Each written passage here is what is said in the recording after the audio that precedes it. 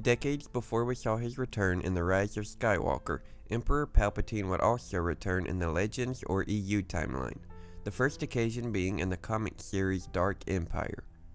It should come as no surprise that Palpatine would have a contingency plan in place should the unexpected happen and he were to meet his demise, which of course happened when Vader threw him into the reactor shaft to save his son Luke on the second Death Star. However, during this time, Palpatine's spirit possessed the body of Jin Godroga, one of the Emperor's hands, and though this process drove Droga mad, he was able to travel to the world of Biss, a planet in the deep core which became corrupted by the Emperor's dark side energies, and where he would build his secret throne world and eventual Imperial citadel. It was on Biss that Palpatine would possess one of his prepared clone bodies, and would then be forced to lurk in the shadows, watching the crumbling state of his old empire from behind the scenes as he regained his strength. It was in 10 ABY, or 10 years after the Battle of Yavin, that Palpatine decided to make his grand return and reveal himself.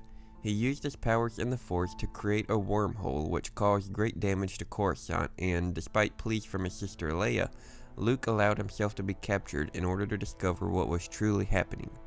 He was shocked to find the resurrected Emperor waiting for him on Biss. Palpatine would continue his mission to attempt to turn Luke to the dark side, taking his father's place at his side and hopefully becoming a better, more whole and complete version of his former apprentice, a new generation of a Sith Skywalker. Luke seemingly gave in to temptation, realizing the power of Palpatine, and seemed to pledge loyalty to the Emperor.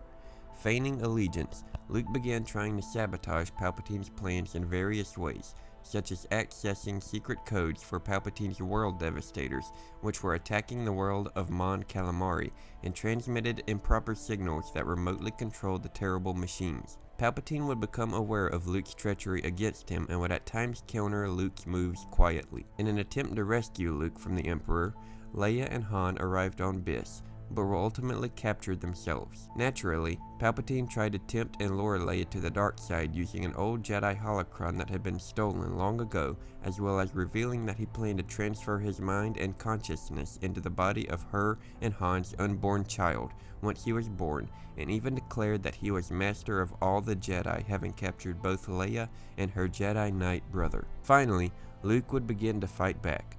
The Jedi and Sith engaged in a lightsaber duel, but in this instance Palpatine's power and his new youthful clone body were too much, and Luke fell before him. Palpatine even entered Luke's mind and broke Luke's spirit so much that the young Jedi even disavowed his own name.